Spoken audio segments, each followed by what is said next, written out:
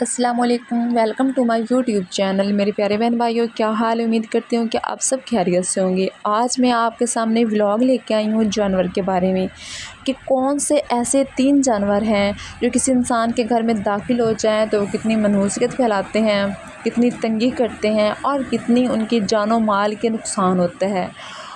اسی کے برعکس ایسے کون سے 3 جانور ہیں جو کسی انسان کے گھر میں داخل ہوتے ہیں تو رزق میں فراوانی ہوتی ہے اور خوشیاں ہی خوشیاں اس گھر میں دستک دیتی ہیں۔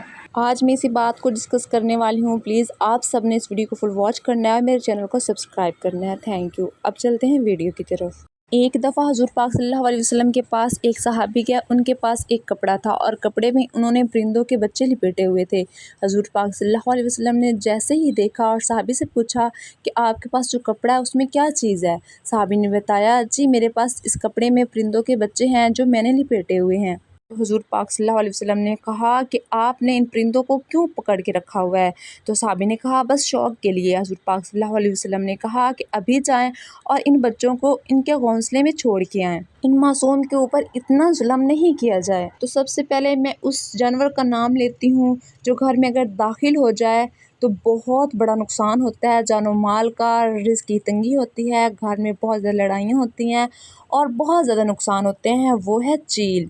چیل مطلب کہا گیا ہے عقاب کو، کہا گیا ہے کہ جب قیامت آئے گی، قیامت سے پہلے چیل اتنی اونچی آواز میں چلائے گی، اتنی آواز نکالے گی کہ جو لوگ زندہ ہوں گے وہ سب مر جائیں گے چیل کی آواز میں۔ اتنی زیادہ منحوسیت بھری ہے کہ اگر وہ کسی گھر کی چھت کے اوپر سے بھی گزرے گی یا پھر دیوار پہ آ کے بیٹھے گی اور آواز نکالے گی، اس گھر میں بہت زیادہ منحوسیت آ جاتی ہے، اس گھر میں بہت زیادہ نقصان ہوتے ہیں، رزق میں تنگی آ جاتی ہے اور اس گھر میں رہنے والے جو بھی انسان ہیں ان کے اوپر بہت بڑا زوال آنے والا ہوتا ہے اور ان کے اوپر بہت بڑا کوئی برا وقت آنے والا ہوتا ہے۔ بہت دفعہ دیکھا گیا ہے کہ چیل ہمیشہ گھروں کے اوپر سے گزرے بھی تو لوگ کہتے ہیں کہ یہ اب پتہ نہیں کیا ہونے والا ہے، ہمارے گھر کے اوپر سے چیل گزری ہے یا پھر دیوار کے اوپر آ کے بیٹھ جائے، اور اکثر ایسا ہوتا بھی ہے، کبھی کبھار ایسا ہوتا بھی ہے کہ ہمارے گھروں کے اوپر سے چیل گزرتی ہے اور دیواروں پہ آ کے بیٹھتی ہے، بولتی بھی ہے، لیکن یہ وہی بتا رہی ہوتی ہے کہ آپ کے گھر میں کوئی بہت بڑا نقصان ہونے والا ہے، آپ کے رزق میں تنگی ہونے والی ہے، یا جیسے ہی مطلب اس کی آواز آنی ہے تو گھر میں بہت کوئی نہ کوئی بری خبر آنے والی ہوتی ہے۔ اس کے بعد ہے دوسرا جانور مکڑی۔ مکڑی جس گھر میں ہوتی ہے اس گھر میں بھی بہت زیادہ رزق کی تنگی ہوتی ہے اور اس گھر میں بھی بہت زیادہ نقصان ہوتے ہیں۔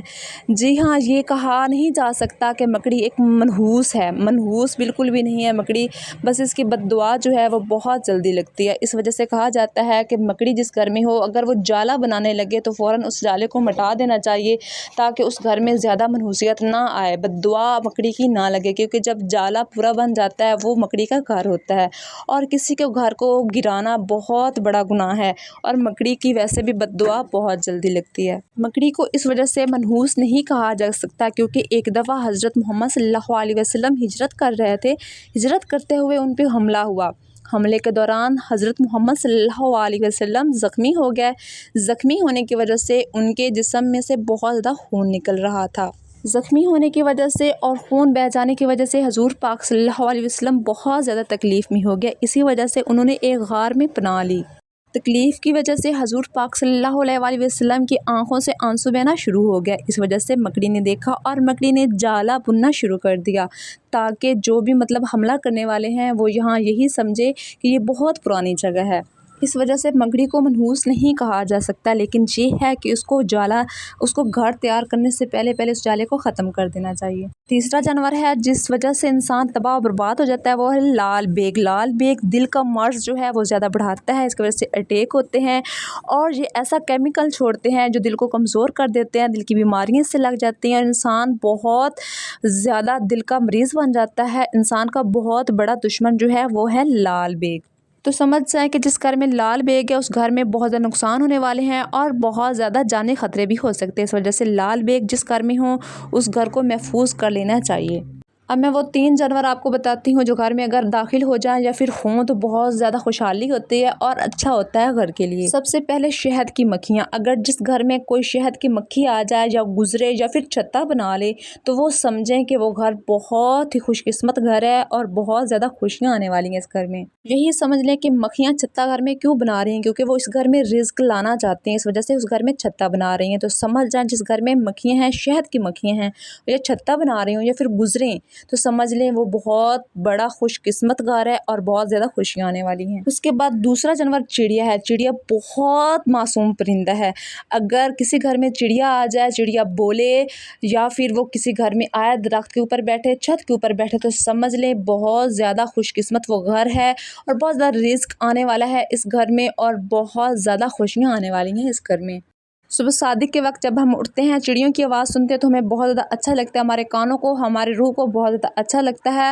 اور یہ بھی کہا جا سکتا ہے، کہا نہیں بلکہ یہ حقیقت ہے کہ وہ اللہ کا ذکر کر رہی ہوتی ہیں تو ہمیں بہت زیادہ اچھا لگتا ہے، اور وہ اس گھر کے لیے، جس گھر میں بیٹھی ہوتی ہے اس گھر کے لیے اللہ سے رزق بھی مانگ رہی ہوتی ہیں۔ چڑیا اللہ سے یہ نہیں کہتی کہ اللہ پاک مجھے آج کے دن کا رزق چاہیے، بلکہ وہ اللہ سے کہتی ہے کہ یا اللہ مجھے آج کے دن کے رزق کے ساتھ ساتھ اس گھر کے لیے بھی رزق چاہیے، جس گھر کی چھت پہ میں بیٹھی ہوں، جس گھر کی دیوار کے اوپر میں بیٹھی ہوں، یا جس گھر کے اندر درخت لگا ہوا ہے اور اس درخت کے اوپر میں نے گھونسلہ بنایا ہے، اس گھر کے لیے بھی مجھے رزق چاہیے۔ چڑیا بے زباں پرندہ ہے اور اس کی بہت اور معصوم پرندہ، اس کی جو دعا ہے وہ عرش تک جاتی ہے، تو اس وجہ سے اللہ اس کی دعا کو کبھی رد نہیں کرتا۔ تیسرا جانور کیا ہے؟ وہ ہے بلی۔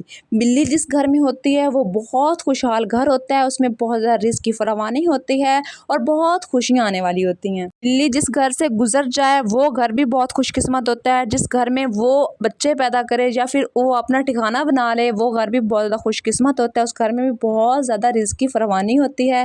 ہاں یہ ضرور ہے، بلی کی دعا بھی عرش تک جاتی ہے، بلی کی دعا بھی عرش تک جاتی ہے، تو یہ آپ بس یہ کوشش کیا کریں کہ بلی کی دعا لیں، نہ کہ بد دعا۔